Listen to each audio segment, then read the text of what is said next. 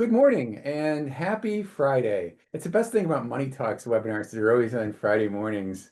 So we are live in the elaborate Money Talks studio here in Madison, and happy to see everybody again.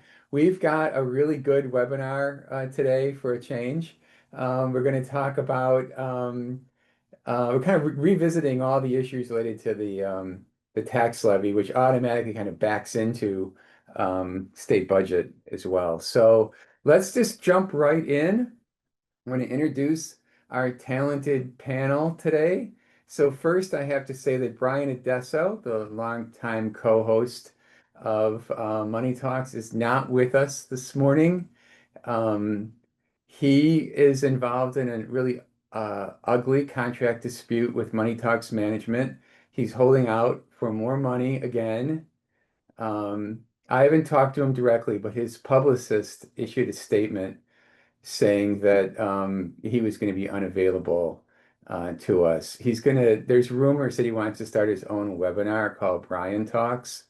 And this could potentially get ugly. So that's so much for Brian.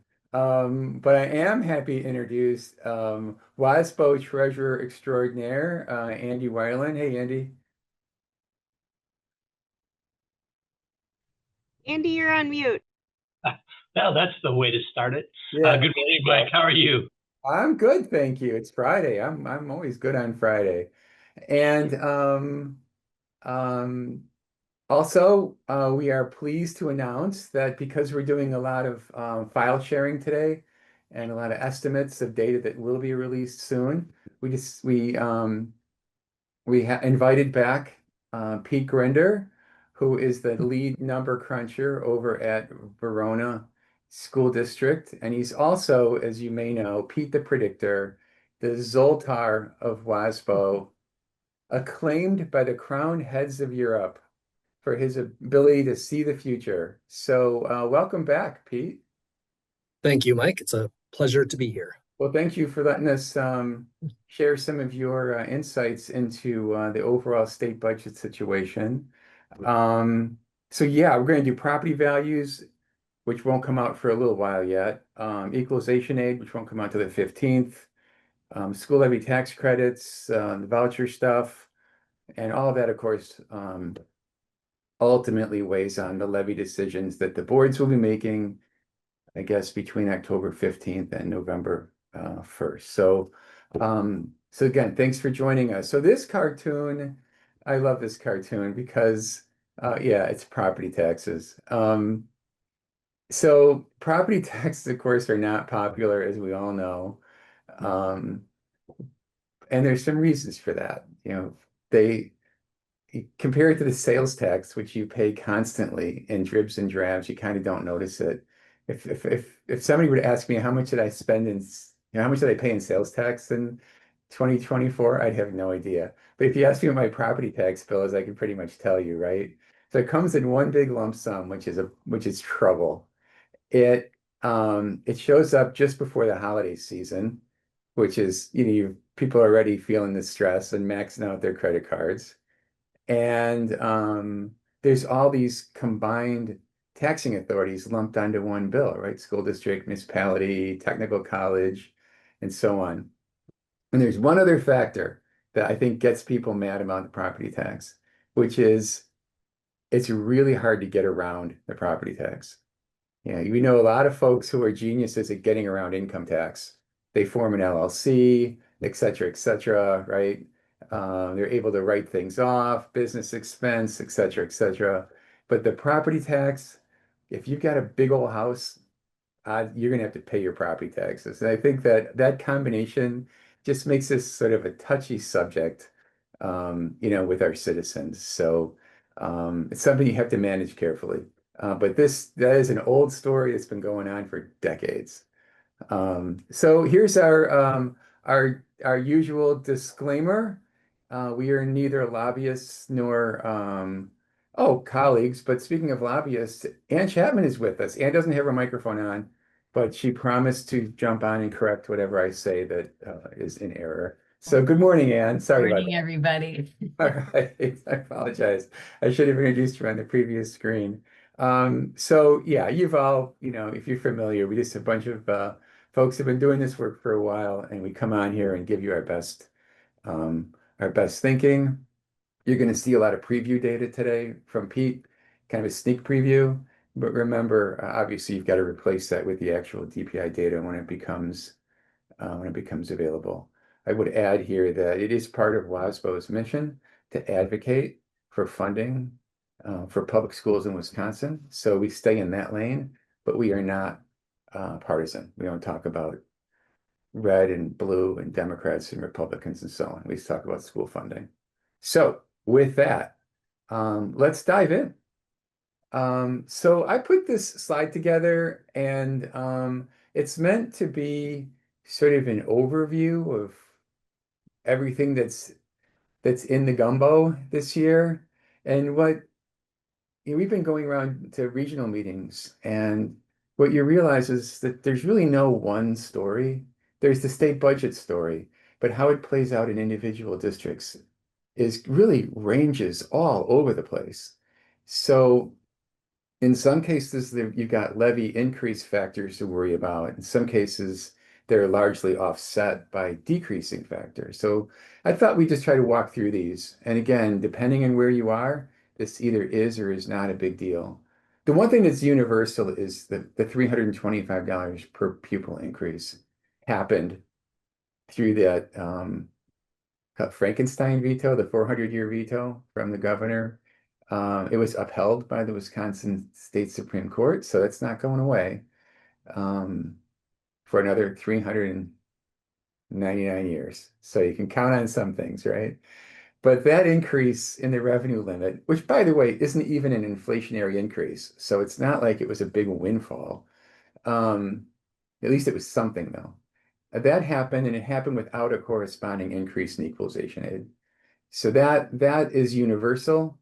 It's true for everybody.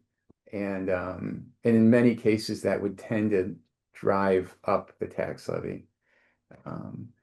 And then some, but not all of well, I'd say many of our school districts have private school voucher bills to pay. In some cases, it's just a few. In some cases, it's a ton. We were going over this data. I saw Appleton is over 7 million in private voucher payments on their levy this past year. So that's a lot. Also, for this fall, a few of the school districts have operating referenda that are still kind of phasing in. For example, MPS had one of those, they're called like stair step increases in their revenue limit, like $50 million in year one, and then an additional 25 million in year two, and so on and so forth. And MPS will be up 50 million if they choose to use it. And then Madison, I think, is up 30 million or so if they choose to use it. Those two tend to cancel each other out, Milwaukee and Madison, and how it affects the equalization aid pool next year. And I think not Sun Prairie. Wanakee, I think, has got about 9 million that's coming on. So some of the districts still have that going on. We all have the reality of no increase in the school levy tax credit. The distribution of that's going to move around a little bit. And we're going to show you an estimate of that. And then increasing enrollment is increasingly isolated pockets around the state. It's hardly widespread anymore. In fact, the opposite is true. On the decreasing factors, with 2/3 of the district, maybe 70% of districts are experiencing declining enrollment. And that is a big trend that's not going away anytime soon. And unfortunately, we have a school funding system that's linked to revenue per pupil. It doesn't have to be that way. That's just the way we do it in Wisconsin. So We had those, about 5,000 less students last year than the year before, Mike, in the state. So wow, 5,000. Yeah. If you get a chance to see any of the statewide, stuff that APL does or I just encourage everybody to stay up to date on this declining enrollment trend. It's it's a big deal. Um, the Act 12, that per personal property tax, that little to win that we had last fall, that goes away. That moves into the revenue limit. Um, and another debt service levy management. Some districts have been defeasing or over levying in Fund 39. And under the current circumstances, you can see them pulling back a little bit, kind of keep their overall levy under control. And some districts will just be faced with a decision as to whether they should under levy. Under levy and cut to maintain a balanced budget, or under levy and use fund balance. But it's on the table, I would say. So let me just pause here and ask Andy, Pete, where are you guys at in your school districts? So in Oregon, we've had several meetings over the summer to kind of talk a little bit about our strategy. We are looking at kind of the debt service management component. I'm a big advocate for trying to kind of use actually Pete's information and try to predict what's going to happen a little bit, talk to the board about different scenarios. Don't like to have taxes kind of going up and down, kind of a steady, everybody can anticipate it, at least from a district perspective. Steady increase is kind of where we like to be. So just trying to figure out when those dips might happen. It's a little bit of a guessing game, but showing the board the impact of those things so that they can anticipate it and understand it. And the other component of that, which we'll probably talk about later, is looking at how that impacts the different municipalities, because based on levying practices and stuff, that can have different impacts, and try to warn the board where the hot spots might be, not necessarily because you change the levy, but just because of what's happening in the individual municipalities. Right. So that apportionment of the levy among the municipalities. Yeah, you might have to change like which grocery store you use to stay away from the angry voters, angry taxpayers. Pete, what's Verona looking at? Everything that Andy just said, we can repeat that and just say that for Verona, because we're doing the same outlook with our board, the way we're looking at the levy and such too. We're also doing our best to control the mill rate, which we've been able to do that because we've been fortunate enough to be defeasing debt and having some additional Fund 39 levy. So we're able to control our mill rate to keep it to within where the line of where the Board of Education would like to set the levy. And also I'm going to follow up too with what Andy said about the municipalities too, because that's going to be a big one for us this year too, because one of our municipalities went up so much in property value, and they're going to end up having a larger portion of the tax levy increase. So we've been working on ways to communicate with that municipality to make sure that they're ready for their questions too, because people are going to call the school district and complain, but they're also going to be calling that municipality and want to make sure that their clerk is aware of everything that's going on with it too. Okay. Well, if you're not familiar, Pete's at Verona, and Verona is the headquarters for Epic. So Pete's got more tax base than any one school district should have. So don't feel sorry for Pete Grender when it comes to tax levy.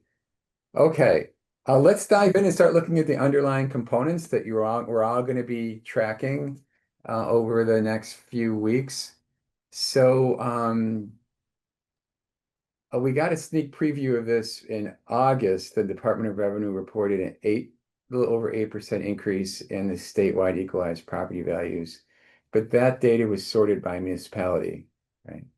And they won't release the school district version of that. Typically, it's October 1st. Pete, you pointed out that sometimes they'll sneak it in a couple days early. So be on the lookout. It could come out, in the last couple days of the month here, but Yeah. definitely by October 1st. I'm on the DOR website right now, and they still haven't released it yet. Although last year at this time they released it on this day, 9/26/2024, and then some years as early as the 21st, but also some years it's October 1st. So Okay.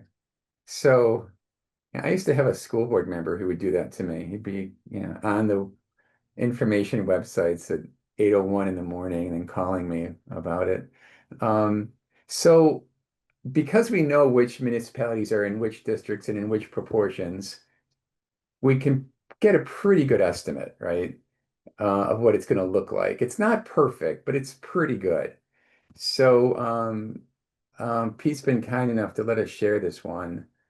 I'm going to give this a try and see if I can open this file. So we have to kind of go through a little exercise because it's a very big file and see if we can bring it up. You can see it spinning up there. Just take a Yeah, second. here I'll interject. It looks like Caitlin has shared the link in Yeah. the window here. Now, Okay. um, So we there set are, this up. It is a Google Sheet. Sorry to interrupt you, Mike. It's a Google Sheet, and I also know that there's a filter at the top. And if there's going to be a couple hundred school districts all trying to run the filter at the same time, it's going to be a mess. So therefore, we set this up as a file that you have to make your own copy of this. So when you open it, the screen that we saw, it. so okay. I'm sorry, I'm reading the Uh, comments because I saw that you need access to view it. um, no, Pete, that's very helpful. There are four data sheets that we're going to share today. Property values, equalization aid, uh, school levy tax credit estimate, and we just got a cut and paste from the DPI website on vouchers. But those are the big four, and we'll make sure that you've got access to all of those um, this morning, um, certainly before noon. Um, so this is an example. This is just the one that pops up first. So first, some career advice. Never work in Abbotsford because everybody can see your data because you're first on the list of school districts. So if you make a mistake in Abbotsford, everyone's going to know about it. So kudos to Abbotsford for always being at the top of the list. What I love about this, Pete, and I don't, maybe you can explain it to the folks on the call, is in the upper right, you've got an estimated NNC, which I'm assuming means net new construction. And then you've got inflation and you got the combination. Can you talk about that? Sure can. Yes, you are correct. NNC is net new construction, where um, we're able to see what the value of the net new construction is per municipality. Unfortunately, we can't see it by your district, but we can see it by municipality by running some reports from from the DOR website. So we have pasted that in here. From the higher level of what we're looking at for Abbotsford, once again, we can see that that blue number we see of the 9.63%, we know about 2.75 of that is roughly 2.75% of that is net new construction. So that is new property that wasn't taxed last year, right? So we know they're going up almost 10%, but about a quarter of that ended up being just new property that's being built somewhere within Abbotsford School District. Like I said, we don't have it by the school district. We can only see what the municipality total is. That, Uh, that's that's really important, Pete, because net new construction, right, is related to new things that are being built. If you know where those things are and they're in your district, then you can count on them. If they're not, then you can't count on them. So a place like Fitchburg, which grows very, very quickly at times, that Pete, I, and Bob at Madison all share, we have to kind of know where those things are because the impact of that is significant. What might be a blended percent increase for 2.75 might all be in one, mostly be in one school district. So right. really important to understand that, I think. The other component of that is if you have TID districts, tax incremental development districts, they kind of are similar to new construction because that increment hasn't been in the assessed values that you've been working with. So that know where the TIDs are if you have them in your school district as well as the new construction is important. Right. Yeah, for me, the definition of a really good tax incremental district is it gets opened, they make the investments, There's a little economic engine in that TID that draws in property values. They pay back the investments quickly. They shut the TID down, and all that property increase is returned quickly to the school district. The ones that languish out there for 20 or 30 years are of no good to anybody. But when they work really well. Um, And fortunately, municipalities are really getting hit too. And so a lot of times those stay open longer than maybe we'd like them to be. Yeah, we could do a whole other show on how the municipalities handle their TID district expenditures. Um, so net new construction is like the holy grail of for tax levy time because it just takes that much pressure off of existing taxpayers. This is Medford. Hi, Audra. Um, Matt, just wanted to pull up another example. Medford is the Um, home of one thing I'd like to bring up here is the calculation method that I use here matches exactly the same as what CISA 5 does. So if anyone received an email from Jeremy at CISA 5 with their property value increase or estimated property value increase, it ties to the penny on that one. Same thing with the PMA increase. I know the PMA folks will send this out to some of their clients, and I believe Baird also sends out something, which I haven't seen a Baird estimate for Verona yet, but I would imagine we're probably all using the same math and using the same numbers. Yeah.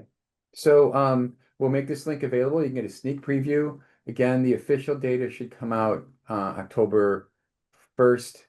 Um, and if your equalized values are up 8%, that's not great news. It's really no news. It's just that's kind of the average for the state. Okay. Couple more things. There's the screenshot of the Edford example. A couple other resources we wanted to share around tax base. So a lot of folks who are in the lead financial chair in the school district, especially when you're newer in that role, just personal experience, may not know much about the sort of mechanics of assessments and equalized values and deadlines and how well this works because the municipalities kind of own it and run it. But this document from the Wisconsin Department of Revenue is called the Guide for Property Owners, updated every year. There's a link here. Um, it's a pretty good little primer. Um, and if your taxpayers, property owners have access to it, you should probably have access to it too, right? You might want to know a little bit about it. I thought there was some good information in there, some things I didn't know. So that's just a resource that we would suggest you check out, the Guide for Property Owners. Also has a lot of things that are like about appeal processes that are not really the school district's business. But anyway, it's a good overview. And then secondly, that's a completely different resource. We occasionally use information from sort of a nonpartisan think tank called Forward Analytics. I think they're kind of linked to the Wisconsin Counties Association. Um, and they wrote this paper about 6 months ago called Is Home Affordability Out of Reach? And it's a really important measure. Historically, Wisconsin and other sort of upper Midwest states have been havens of homeowner affordability as compared to maybe Massachusetts or New York or something, California. So upper Midwest was always a really kind of a great place for the dream of owning your own home, right? Um, but there so we're still better than average in Wisconsin, I guess is the point. But we're not as good as we used to be in terms of the affordability of a single family home. So they wrote this nice little paper. I think it's important for two reasons. In the school district business, our revenues are totally determined by enrollment, and enrollment is determined by resident school age children, right? And that's driven by the housing market in many ways. So it's important if you're kind of rounding out your business manager skill set to be aware of some of these issues. So you can go to Forward Analytics and get this article about home affordability. But going forward, they introduced this or described this concept, this index that they've used for a long time. It actually comes from the Wisconsin Realtors Association, which is called the Wisconsin Housing Affordability Index. So we got a lot of number crunchers on this call who love indices, right? And this might be one that you'd be interested in tracking. And what it's trying to do is compare median family income in Wisconsin against a median home value, home price, and how affordable is it? So and they use the index of 100. So if you're over 100, it's good, and if you're under 100, it's bad. Dane County is like down in the 60s. It's very tough to find an affordable home in Dane County. It is a very, very regional situation, which if you read the article, it points out. The situation in Dane County has nothing to do with the situation, up in, Butternut or what have you. So I thought you might be interested in understanding that there is such a measure called the Wisconsin Housing Affordability Index, and read up on it at your leisure. Okay, I think we're pretty much done then with the property value side of this discussion. Oh, one more slide. I forgot about this. Okay, so there's a lot of reassessments going on at the municipal level. And because what the municipalities have to stay within, is it 90%, I believe. If they fall more than 90%, if they fall below 90% assessed versus fair market. In other words, if their assessed database is aging out, they're that 90% benchmark triggers a automatic reassessment, and they've got to bring their values up to current moment. Well, given the last couple of years, there's an awful lot of municipalities fell below that threshold, and now they're all out reassessing. And my house got reassessed, and I'm a little nervous about my tax bill coming up. Did you get reassessed, Andy or Pete? Ann? Some of our municipalities have. Personally, I think I actually did when I've looked at things, but it's hard to tell because if you go to the clerk's website or whatever, there's a ratio in there, and that ratio is supposed to be within that 90% number that Mike just mentioned. And last year it was below, so I don't know what that ratio is yet this year, because that really impacts the fair market value, which is basically in residential world is the equalized assessed value that we are using. So don't know yet for sure, but my assessment seems to have gone up a little bit. It is such a long road from how much did the school district's spending budget go up to how much did the school district's levy go up to how much did an individual taxpayer's tax bill go up. I mean, they're almost, there's so many, it's like a corn maze. There's no way you can connect those dots in any predictable way. But I mean, how many homeowners have looked at their tax bill, saw that it was going up 7% and said, that darn school district, they're spending like crazy, right? So you got to kind of work with your board, work through that. And it's a perennial exercise because people are always moving in and moving out and whatever. You just have to keep re-educating every year that there's virtually no connection there. And so with more reassessments, you get even more winners and losers. Right? Your house may have gotten ratcheted way up, which means you're going to pay more of the bill. And so we do the levy, and by November 1st, tax bills usually go out around, depending on the municipality, maybe December 1, maybe to December 15, somewhere in that window. So I recommend booking a 2-week vacation on December 1st, and just forward all your calls to the superintendent's office. All right, so be aware, lots of reassessments all over the state. Okay, now we're out of the property value business. Now to get to something that I think you'll be very interested in. Um, this is where Pete the Predictor really shines.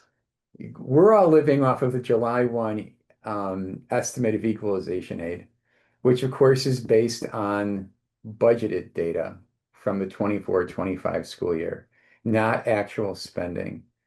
Um, so this is a chance to update this estimate using better data.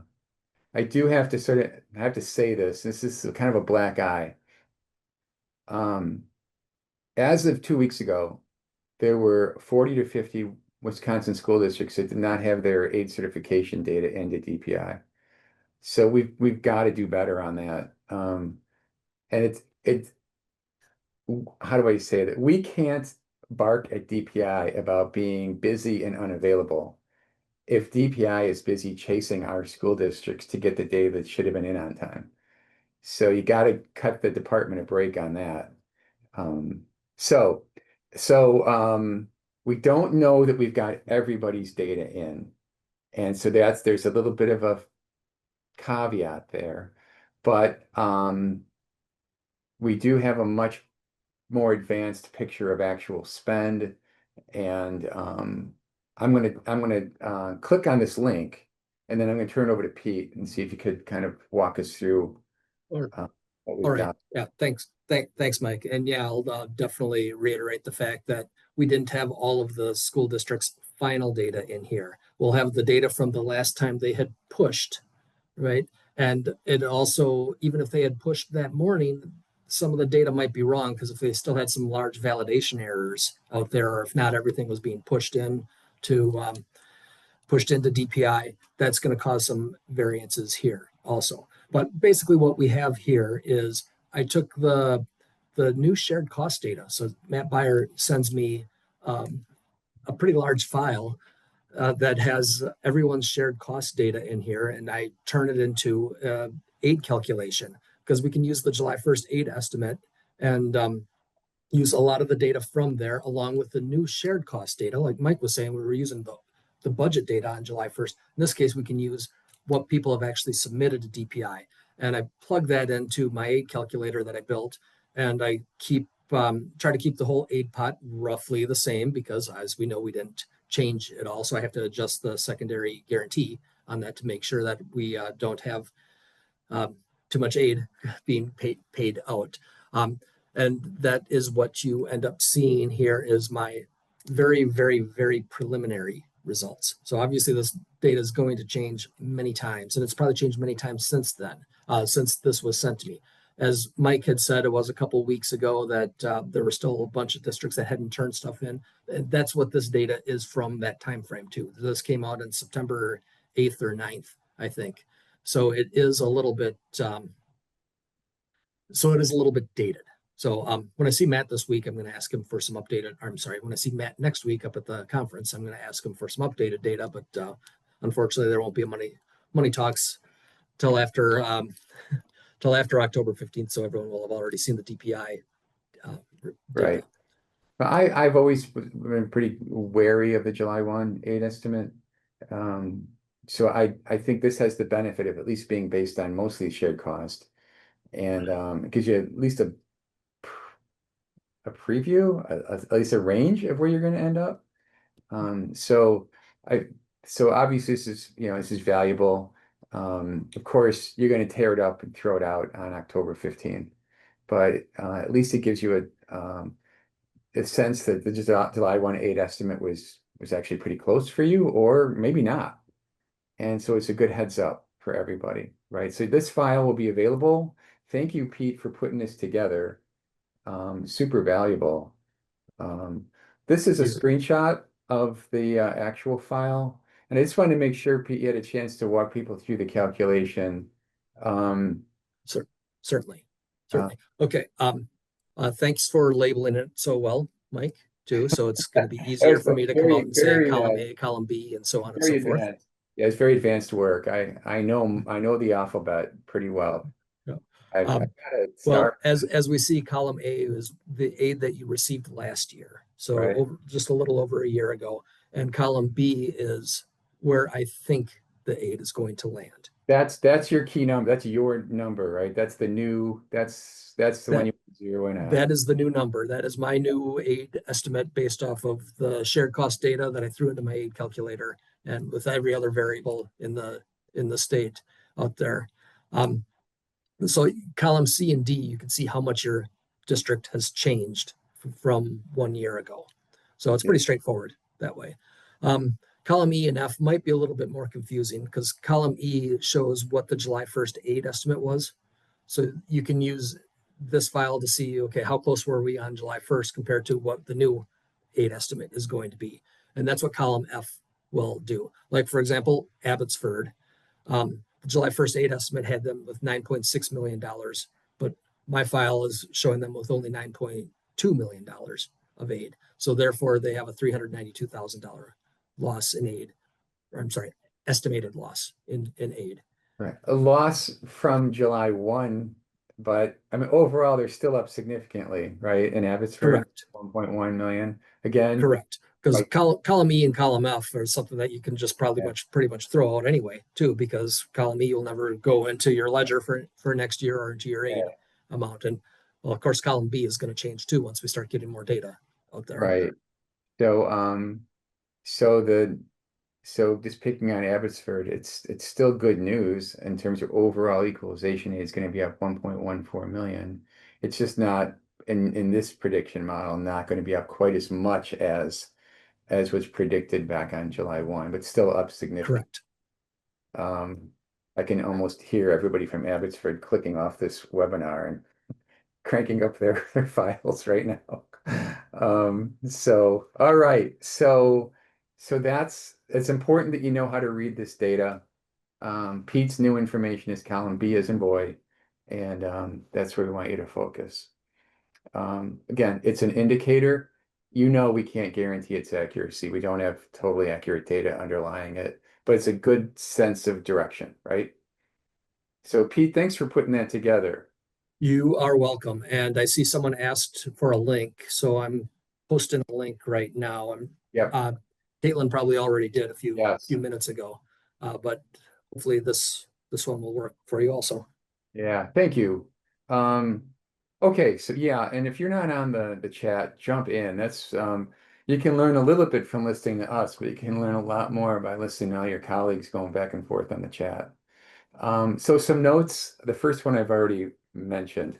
We've got some aid certification reports that are not in yet. So the second, Pete, I didn't have time to add up your results, but I remember from the DPI July 1 aid estimate that since when there's no new money in the equalization aid pot this year and next year, so just based on that sort of internal redistribution among the districts based on shared cost per pupil and property value per pupil. Back in July 1, the DPI said like 32% are increasing, 66 are decreasing, and 2% had no change. And I imagine, Pete, by the time you're done adding your estimates up, it's going to be pretty much the same thing. Yeah, I'm One, opening the file right now to see if I can count the number of negatives versus positives. yeah, I imagine it's going to be about like 1/3 positive, 2/3, negative. Um, so again, there's no increase in the aid pool. That particular outcome of the state budget has not occurred as far as we can tell, as far back as is convenient to look. Um, so the state budget did have tax relief, but it went to income and sales tax. Um, I I, suspect. Go ahead, Andy. I was just going to say, I think that's something that we should probably remind people when we're in our meetings, which feels a little weird because it's not what we live in, but it was a choice that the legislature made. So I think it's good to remind people that was their choice. It's absolutely. a relevant point when you're doing the levy discussion. It's part of the context of a levy discussion. Um, you know, I wouldn't want to be a lawmaker. It's not an easy job. That I suspect that some lawmakers may have thought that income and sales tax relief is something that they can take a bow for, like that was their good work. And if the school districts have to fight the property tax battle, well, that's on them, right? So, uh, I would have preferred to see the 1.5 billion go into equalization aid, but it went to a different form of tax relief. Hey, Um, hey, hey, Mike, I can give you the updated numbers for your yeah, 66% decrease. I'm showing a 67% of the school districts would have a decrease. So 67. when you said it would be close, yeah, I'll give that one to you. We'll say that's close Yeah. enough. Well, And 31% have an increase and still at 2% of no change. we're a little disappointed that it took you all of 75 seconds to find that out, Pete. You're starting to slip. Well, I'll work on that for you, Mike. I don't know how you do this. Okay, more districts are going to get pushed into negative tertiary aid status. Pete, that's an outcome from your work. What's driving that, Andy, Pete? Yeah, well, you got equalized assessed values going up 8%, and then you've got the same amount of money that you had last year and less students. So Good. more students or less students, more EAV means the formula looks at more districts as quote unquote wealthier. And so that's what the formula is always designed to do, is kind of equalize resources throughout the school district. But when there's no additional funds and the formula makes districts more wealthy because there's less students, then that's what's going to have the impact, is more districts are going to be negatively aided. Right. Yeah, if you're right in the cusp between being positively and negatively aided, if you're on that fault line, and one year it slightly cuts one way, and the next year it cuts the other way, you get these big swings in your aid. It's not a comfortable seat to be in. Can really sneak up on you. And then the last bullet is probably pretty obvious. You're going to get more districts in the hold harmless category where they're protected from losing more than 15%. That's the hold harmless we're talking about here. So these are all possible outcomes from the work that we're doing around equalization aid estimates. Thanks again, Pete, for that sneak preview. Um, oh, this is a really ugly slide, but I'll just make one point about it. If you look at the column that's highlighted in yellow and go down to the bottom and look at 24, 25, this is the size of the pot for equalization aid. You know it's frozen at 5537.8 for the next 2 years, or 3 years in a row. And if you start working your way backward, you'll see that there was an increase every year, going all the way back to the Great Recession and the Scott Walker years. So this move to freeze the equalization aid is yeah, it's unprecedented, and it's interesting public policy. Well, we'll leave it there. Okay, so we've covered equalized tax base. We've covered equalization aid. We've got two more variables that we wanted to preview here. The school levy tax credits.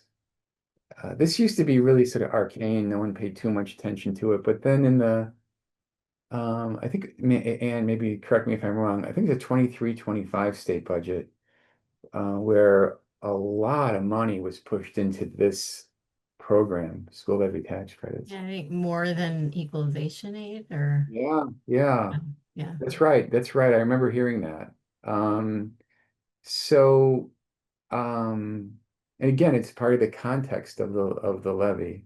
We are essentially approving the kind of a gross property tax levy at the board level in late October.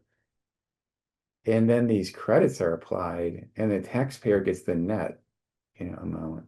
And it's such a big factor. It seems important to draw some attention to it. school levy tax credits, the math behind them is like the winners and losers is almost a complete opposite of equalization aid, right? It's Absolutely. Those districts that are approving referendums actually end up kind of as quote unquote winners in that your average levy is increasing faster than everybody else's. And so it shifts those dollars to you. Yeah, I mean it's kind of schizophrenic array of state policies at work here, right? We've got one thing that's going left and one thing that's going right. Anyway, um, I I I I I guess it's important to mention that while there's no additional money in this pool, there is obviously sort of a redistribution that happens um, every year. I don't know if I can get this link to work or not. Oh, there it is. All right. So this again is a preview because the real school levy tax credit information doesn't get reported from DOR, Department of Revenue, to the municipalities until like November, mid-November. Yeah, but it's done by municipality. This is probably our best estimate that we're going to have from a school district perspective. Right. So the data that goes into this estimate has been known for months, actually the majority of the year. So yeah, we won't have a better number than this, but absolutely the certifications go to the municipalities actually after they set their levies by state law, which is kind of weird, so that they can't theoretically adjust for any changes. That was intentionally set up in the state law for this years and years ago. Well, you and Pete, I think, really raised the visibility of this a few years ago among the business managers and started encouraging districts to at least share this information with their school board. Um, the board obviously can't vote on it, and it's outside of the levy that the school district is voting on, but it sure is good to know. And we absolutely did use this data in Verona while we were looking at the tax levy impact, because we said a few minutes ago we talked about net new construction, how much of that is bringing into a levy increase, and how much is the school levy credit bringing into here. Because if there's new taxpayers and there's this new amount of money that was coming in, isn't coming in anymore, but it was coming in as an increase, it ended up making a net zero impact on our average taxpayer. So even though the levy may have gone up 2%, but net new construction was up 1%, and school levy credit applied for 1% also. Therefore, the average taxpayer would have saw a zero increase. And oh, by the way, this is municipality dependent as well, because municipalities that have multiple school districts in them could be impacted differently. So the numbers that Pete shares here are for the entire school district, but there is the very possibility that one municipality may reduce the amount of money they get, while another municipality gets more money in this levy credit. So it's super complicated. Yeah. So Andy, I think unlike the equalized tax base information and the equalization aid information, I don't think there will be any update on school levy tax credits. It'll just be the actual get dropped in November, right? Yeah, and again, that's by municipality. There's nothing for the school district to use because our jurisdictions cross lines. So this is really the best information here, and we won't have better information or new information until this year's levies are done and we figure out the 3-year average for next year. Okay. So when I was doing this, it was an anecdote with the board. It was like, hey, be aware that this is also a piece of the picture. And it's very useful. So thanks again for putting that together.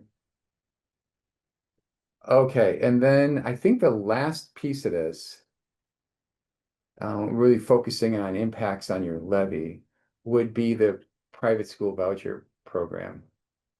So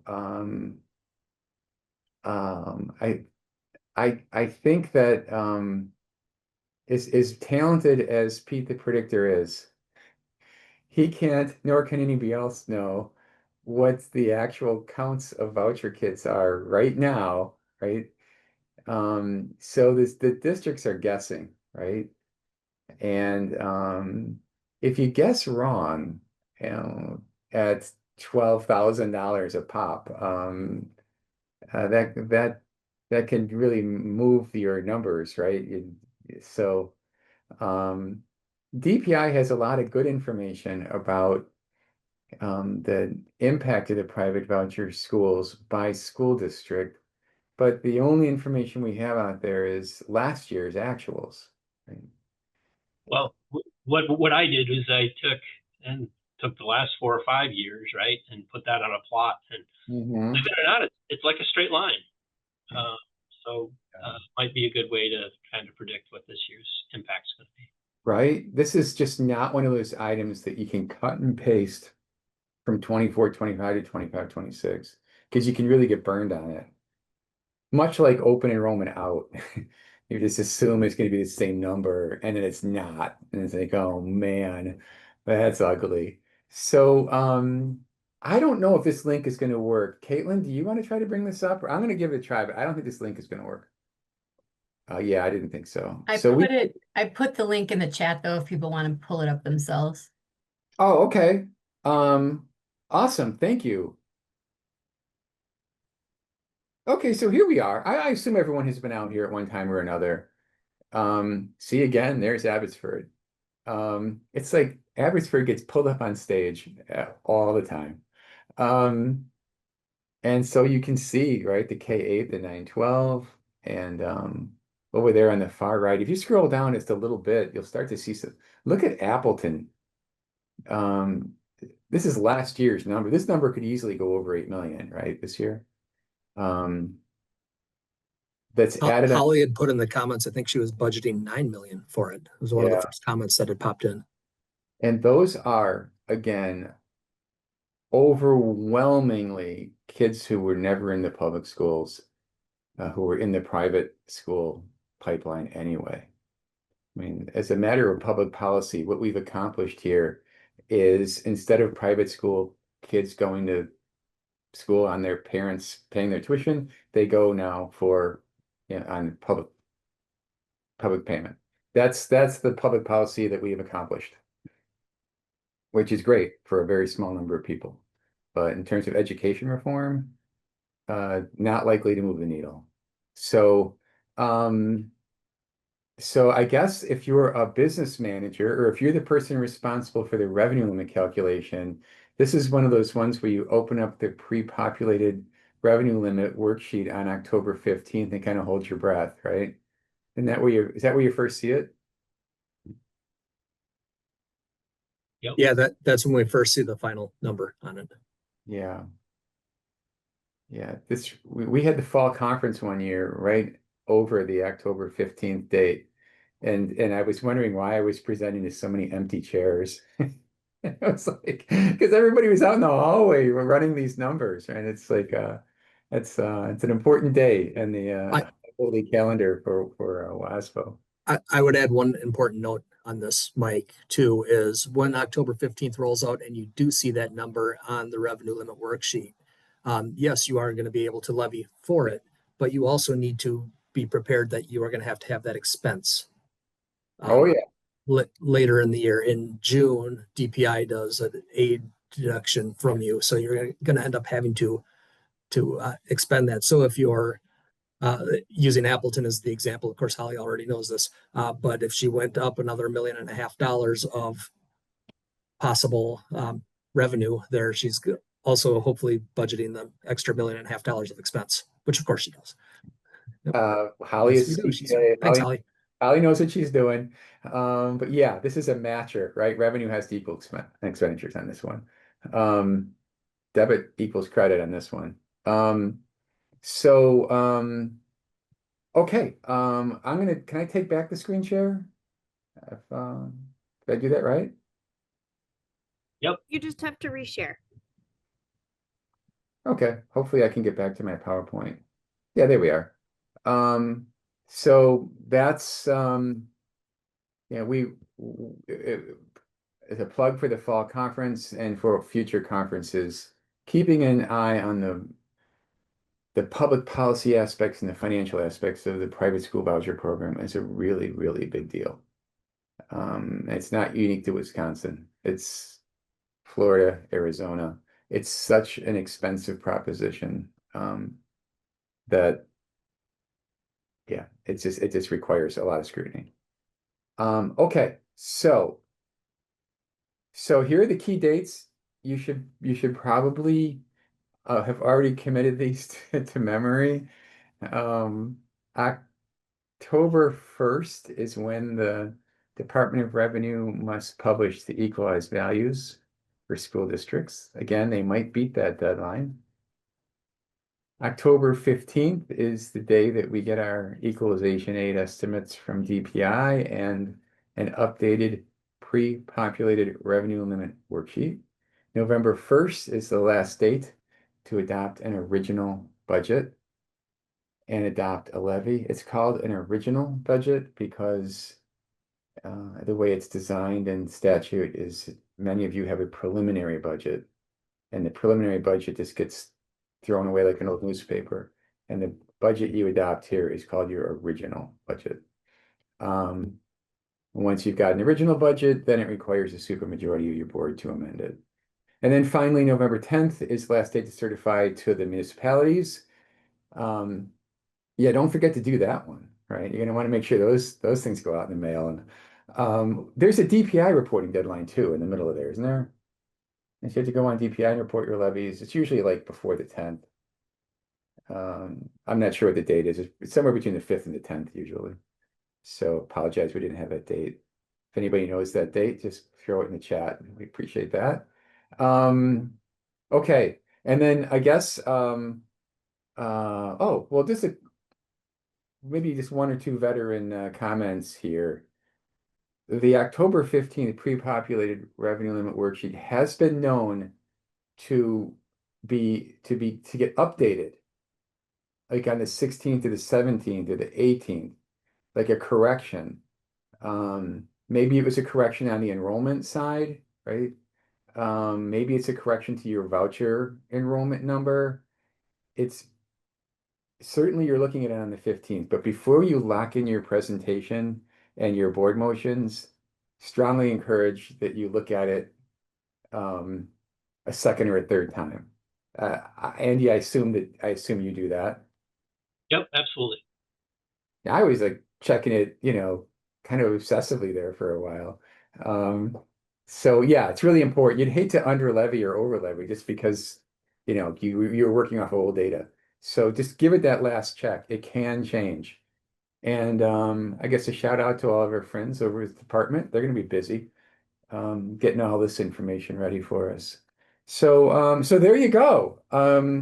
All these files will be available if they're not already. This recording is available and this slide deck is available as well. And I don't, didn't you think that yeah, I think Brian's been holding us back, when I think about the quality of this conversation, I don't know. Yeah, you're not going to say anything. No comment. Well, before we wrap it up, if you haven't registered for fall, and if you possibly can, I really encourage. It's a great conference. Stuff is a great venue, especially in the early fall, and we've got a ton of this kind of information happening. There's some panels of the business managers talking about how they approach all this work. It's a really good conference. So that's my plug for the fall conference. I want to thank Pete, the predictor, as always, for your amazing number crunching. Andy, thank you. And thanks for jumping on. Hope everybody has a great Friday and a great weekend. And we'll see you next month on Halloween for the Halloween edition of Money Talks. Until then, take care.